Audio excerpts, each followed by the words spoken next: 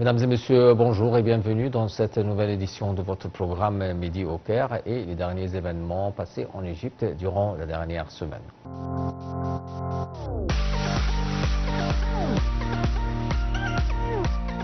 Et on commence avec une des actualités durant la dernière semaine où le président Abdel Fattah el-Sisi, son homologue français Emmanuel Macron et le roi Abdallah II de Jordanie ont affirmé au Caire le rejet de tout déplacement des Palestiniens. Dans un communiqué commun après leur sommet tripartite, les dirigeants ont également appelé à un retour immédiat au cessez-le-feu. Le roi de Jordanie a rejoint le président el-Sisi Emmanuel Macron, arrivé dimanche dans la capitale égyptienne pour une visite essentiellement consacrée à la guerre à Gaza. Un commentaire. Les dirigeants égyptiens, français et jordaniens ont tenu un sommet tripartite au Caire concernant la situation critique à Gaza. Dans le contexte de la reprise des frappes militaires israéliennes sur Gaza, les dirigeants ont appelé à un retour immédiat au cessez-le-feu afin de protéger les Palestiniens et de garantir qu'ils reçoivent une aide humanitaire d'urgence immédiate et complète. Les dirigeants ont appelé à la mise en œuvre de l'accord de cessez-le-feu signé le 19 janvier qui stipulait la libération de tous les otages et détenus et la garantie de la sécurité de tous.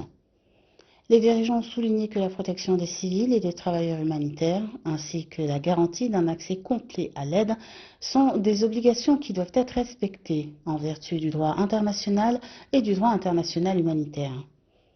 Les trois dirigeants ont exprimé leurs préoccupations face à la détérioration de la situation humanitaire en Cisjordanie et à Jérusalem-Est et ont appelé à la fin de toutes les mesures unilatérales qui compromettent la possibilité de parvenir à une solution à deux États et augmentent les tensions.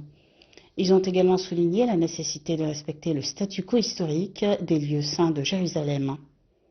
Les dirigeants ont exprimé leur rejet du déplacement des Palestiniens et de leurs terres et de toute tentative d'annexion des territoires palestiniens. À cet égard, les dirigeants ont appelé à un soutien international au plan de reconstruction de Gaza adopté par le sommet arabe tenu au Caire le 4 mars et approuvé par l'Organisation de la coopération islamique le 7 mars et ont discuté des mécanismes pour sa mise en œuvre effective en matière de sécurité et de gouvernance. Les dirigeants ont souligné que la gouvernance et le maintien de l'ordre et de la sécurité à Gaza, ainsi que dans l'ensemble des territoires palestiniens, doivent être exclusivement sous l'égide d'une autorité nationale palestinienne habilitée, bénéficiant d'un soutien régional et international fort. Les dirigeants ont également exprimé leur volonté d'apporter leur aide dans ce sens, en coordination avec les partenaires.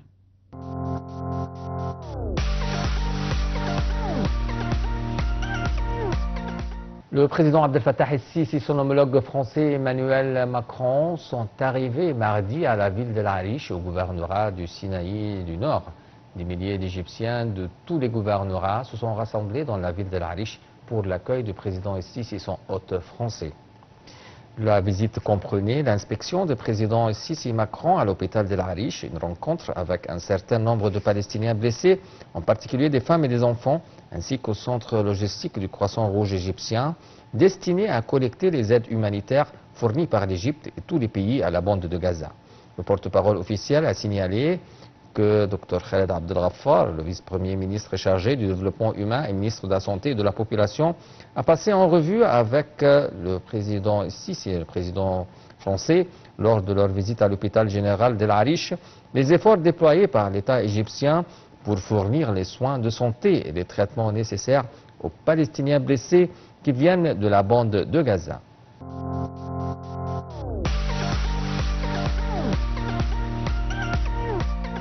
Le ministre des Affaires étrangères, Badr Abdelghati, s'est entretenu avec Cheikh Abdallah Ben Zayed Al Nahyan, vice-premier ministre et ministre émirati des Affaires étrangères, et ce, en marge de sa participation à la conférence du dialogue Moyen-Orient-États-Unis qui s'est tenue à Abu Dhabi. L'entretien a porté sur la situation prévalente dans la bande de Gaza et sur les efforts égyptiens visant à restaurer l'accalmie et à retourner à l'accord du cessez-le-feu.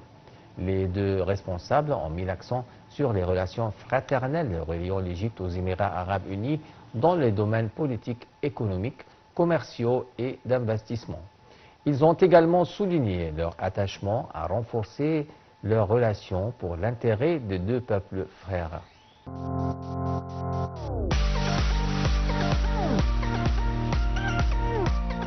Le ministre des Affaires étrangères, de l'immigration et des Affaires des expatriés, Badr Abdelghati, s'est entretenu au téléphone avec son homologue japonais, Takeshi Yawa, des efforts déployés par l'Égypte pour pérenniser l'accord de cessez-le-feu et mettre fin à l'escalade et à l'agression israélienne contre le peuple palestinien. Lors de la conversation téléphonique, Abdelghati a également évoqué le plan arabe de reconstruction de la bande de Gaza et la conférence que le Caire doit accueillir dans ce contexte, a déclaré le porte-parole du ministère Tamim Khalafa. Abdelghati a exprimé son appréciation pour les récents messages écrits du ministre japonais des Affaires étrangères qui a remercié l'Égypte pour ses efforts dans l'évacuation médicale des Palestiniens blessés pour qu'ils soient soignés au Japon.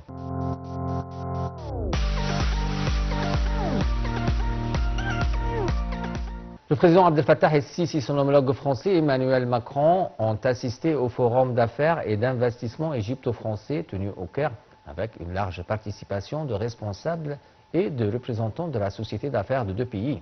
Un documentaire intitulé « L'Égypte et la France » a été projeté et parlé des divers secteurs de coopération bilatérale. Le président el-Sisi a remercié Macron pour ses efforts et pour les expertises et les capacités françaises offertes à l'Égypte au cours des années passées, et espérons davantage de partenariats. Un commentaire.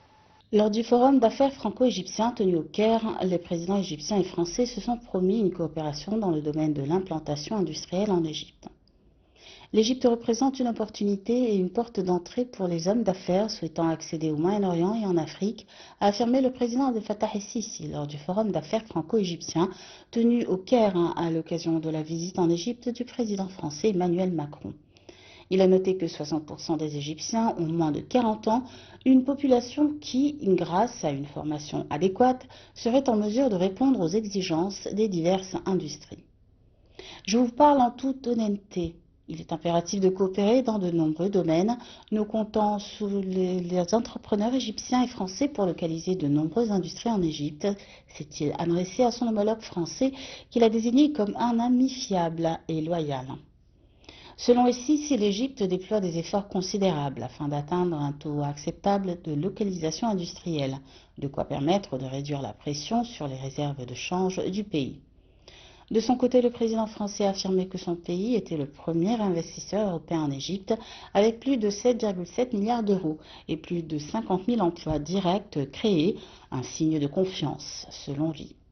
Il a également ajouté que l'Égypte est une puissance géopolitique, militaire et démographique importante. Selon lui, investir en Égypte, c'est investir dans un pays stable qui a un potentiel de croissance. Lors de son discours, Emmanuel Macron a promis que la France mettrait son expertise dans les domaines de l'énergie au service de l'Égypte, tout en soulignant que les entreprises françaises en Égypte continueront à créer des offres d'emploi pour les jeunes Égyptiens.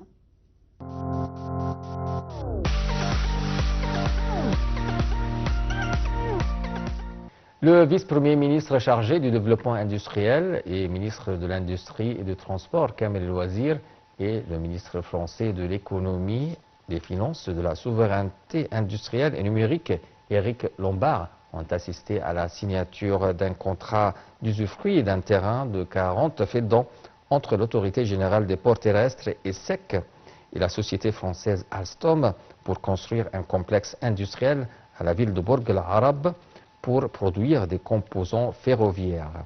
Le contrat a été signé par Saïd Metwali, président de l'Autorité générale des ports terrestres et SEC, et Rami Salah el-Din, président d'Alstom Égypte, en présence du vice-président d'Alstom France, Andy Delon.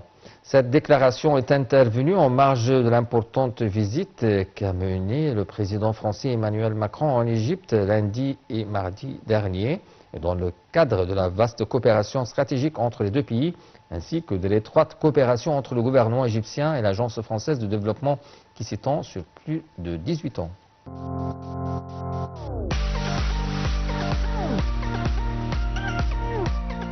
Le Premier ministre Dr Moustapha Madbouli a présidé aujourd'hui une réunion du comité supérieur chargé d'organiser la cérémonie d'ouverture du Grand Musée égyptien. Cela s'inscrit dans le cadre de suivi de la préparation et des dispositions en cours pour cet événement mondial important. Le Premier ministre a commencé son intervention en soulignant que la tenue de cette réunion vise à assurer un suivi continu de toutes les logistiques, préparations et détails concernant la grande célébration que l'État organisera à l'occasion de l'ouverture du Grand Musée égyptien, notant qu'un certain nombre de ministères et d'agences gouvernementales concernées prennent des dispositions pour préparer cet événement monumental.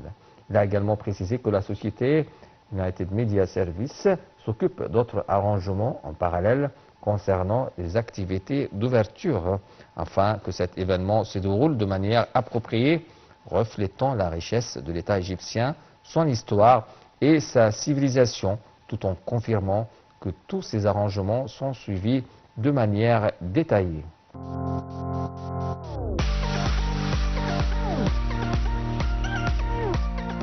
Le ministre du Tourisme et des Antiquités, Chérif Fathi, a souligné l'importance de la zone archéologique des pyramides de Gizeh en tant que destination principale pour les touristes arrivant en Égypte, passionnés toujours par la visite des pyramides et la découverte des secrets de l'ancienne civilisation égyptienne.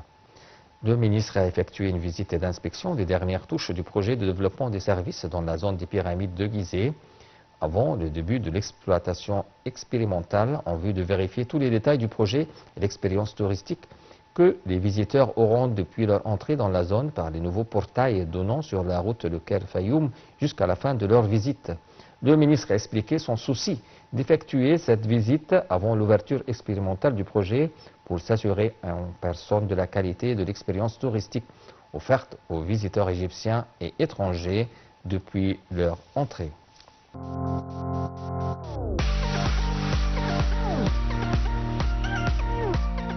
Avec cette nouvelle, mesdames et messieurs, on vient à la fin de notre programme. Merci de l'avoir suivi.